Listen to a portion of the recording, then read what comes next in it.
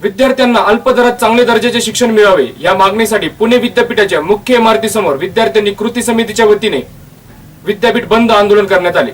विद्यार्थ्यांना अल्प दरात चांगले दर्जाचे शिक्षण मिळावे या मागणीसाठी पुणे विद्यापीठाच्या मुख्य इमारतीसमोर विद्यार्थी कृती समितीच्या वतीने विद्यापीठ बंद आंदोलन करण्यात आले। पुणे विद्यापीठाच्या मुख्य इमारतीसमोर फुले शाहू आंबेडकर विद्यार्थी कृती समितीच्या वतीनं विद्यापीठ बंद आंदोलन करण्यात आलं। शिक्षण सम्राटांची मक्तेदारी संपावी आणि विद्यार्थ्यांना अल्प दरात उत्कृष्ट शिक्षण मिळावं या मागणीसाठी हे आंदोलन करण्यात आलं। या आंदोलनामध्ये विविध विद्यार्थी संघटना सहभागी झाल्या होत्या। सरकारने शिक्षणावर जीडीपीच्या 6% खर्च करून शिक्षणाचा व्यापक प्रसार करून त्याचा दर्जा वाढवण्याकरता पायाभूत सुविधा उभाराव्यात। विद्यार्थ्यांच्या शिष्यवृत्त्या बंद करण्यात येऊ नयेत। मुंबई आणि पुण्याव्यतिरिक्त मराठवाडा आणि विदर्भातील पाड्यांवर सरकारी शाळा किंवा कॉलेजेस उभारण्यात यावीत अशी मागणी देखील यावेळी फुले शाहू आंबेडकर कृती समितीच्या वतीनं करण्यात आली। 1.5 वर्ष मोदी सरकार आल्यापासून आपण बघतो की सातत्याने विद्यार्थ्यांच्यावर हल्ले चालले। दोन प्रकारे, एकतर फिजिकली हल्ले चाललेत, आपण बघितलं तर दिल्लीची निदर्शनं झाली, मुलांच्या नाकातोंडातून रक्त येऊपर्यंत हल्ले चाललेले होते। आणि त्याचबरोबर दुसरं,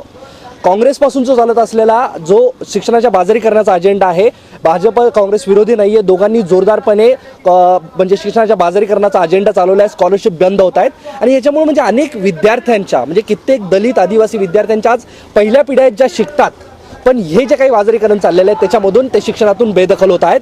आणि तिसरा सर्वात महत्त्वाचा आणि सर्वात घाणेरडा मुद्दा म्हणजे ज्या प्रकारे शिक्षणाचं ब्राह्मणीकरण केलं जात आहे।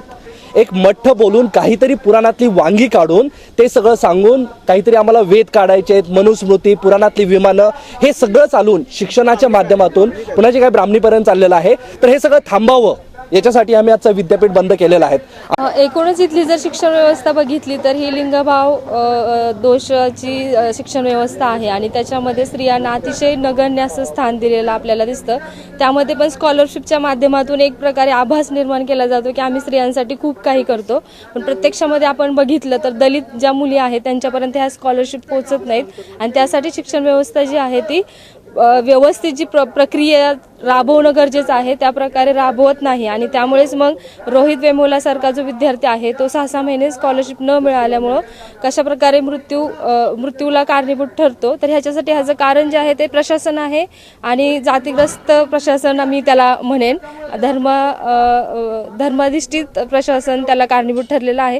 यावेळी विद्यार्थ्यांनी शासनाच्या निषेधार्थ घोषणा दिल्या। पुणे मेट्रोसाठी प्रतिनिधी रोहन गवळी, ब्युरो रिपोर्ट, जीवन न्यूज, महानगराची लाईफलाईन, अहमदनगर।